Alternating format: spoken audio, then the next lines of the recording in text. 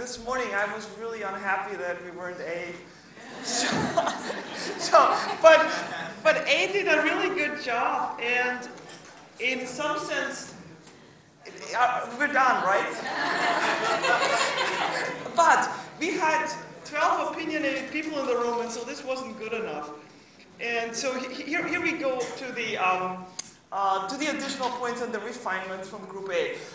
I think we spent a lot of time also talking about training graduate students, that it should count as broader impact, but it wasn't just like a blanket that for Group A, we really felt doing the research isn't enough. There are these other things that really make it broad impact, and we were looking at really preparing students to be successful in teaching, mentoring, understanding broader impact, and actually doing it.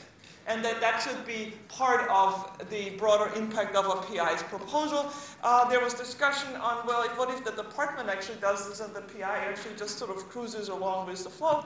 And there, people said in my department that's the case, and other people said no, it doesn't happen at all. So I think this is an issue that's important, that should be addressed in more depth, because I think it's relevant to almost everybody. Third one is broader impact. Setting up an infrastructure that can be sustained after the grant's over, be it 3 years or 5 years, is important, and so this should count as broader impact. I'm doing activities that will allow me to contribute, to continue this work, and after the project's done, this could be both open source connections to industry. It could be a whole range of things. Again, we have more things in the more detailed notes.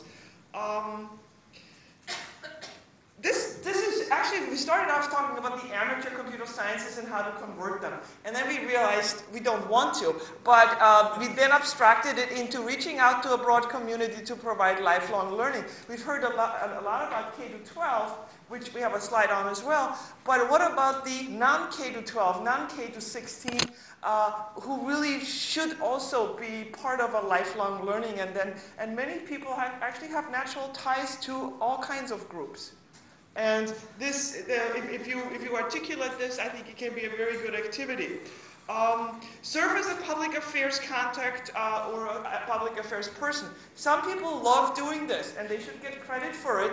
And this could go from talking in your own community to speaking on TV. You probably want to work through an office of communication so you don't reinvent everything. You could disseminate your own research. You could disseminate what the field does. People that are good at it should get this, should be encouraged to do it for themselves, for the community. Interdisciplinary activity, our group felt this was important to list as a broader impact activity. It can come in various forms, from research to supervisions of students to teaching, any interaction. We don't want to ignore that. Let's see, do I have a, oh, okay. That's it. So those were the activities, individual activities that we listed, which sort of map nicely to the Group A. We looked at innovative ideas. This is one we all liked, and here's the following. It especially goes for K-16 activities.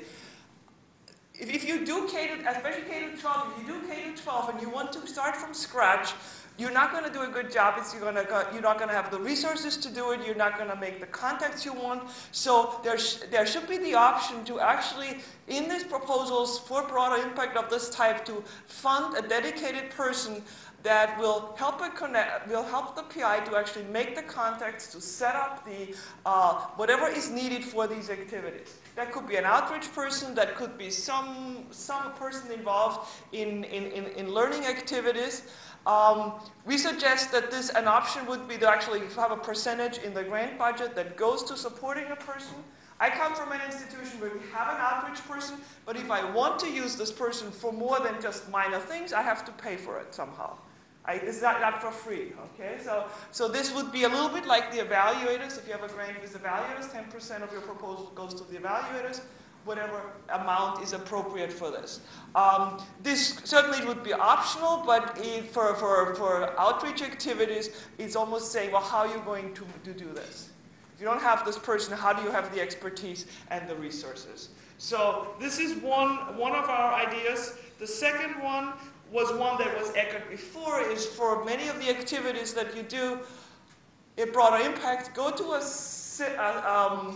NSF or another competent organization. We all like that. Have a site where you go, where it shows what all these wonderful organizations that are here today and are not here today, what they are all doing and how it can be helpful.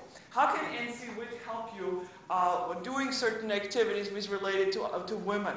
And that a PI can actually look at this and say, these are the things that and where the contacts, maybe even contact another PI and collaborate on broader impact with another PI who does similar things. So this is not easy. I mean, that's so hard to set up. It's really hard to maintain and keep current. But that wasn't our question. Finally, good activities. I think we agree with 2 or 3 of the nice slides we had seen on good activities. I think this was from Juan. This is very similar to somebody else's who had it yesterday. So I think what a good activity is follows along the same lines to what was seen before. We started out with a lot of suggestions to NSF. Actually, we had to stop them. We had to say, time out. This is not, we're not telling them how to do it. But here, these are a couple that emerged that I think are really important. In our group, a number of people who've been on panels had very different experiences on what the guidelines are within a panel. In one case, supervising students was broader impact. In other cases, it was not. There was too much variations. There was also too much variations on what the program directors thought should count and should not count. The question was, a broader question is, if something has really good broader impact, could a proposal be funded through a different program, possibly just on the broader impact activity alone? If broader impact is really important, there has to be a follow-up besides putting it in the proposal. The PIs should report on them. There should be an evaluation process in place for some, at least for some, where this is a large component. And in the prior award section, the PI should be asked to say, what happened to your broader impact in the last proposals?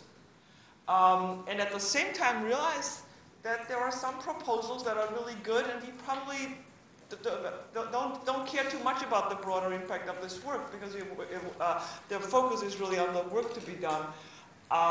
So that there are different strengths among people, and how to actually formalize this and implement this is a very tough thing. And we have a whole lot of other lists and recommendations for NSF, and I think you'll get them, and it basically just sort of really reflects that people have thought about this, they have different experiences, and it's a real issue that it would be really good to get some clarity on. Okay? So that is all for us. How much time did you give me? 10. Oh, I thought you'd give me 6. But it's okay if you're short. That's fine.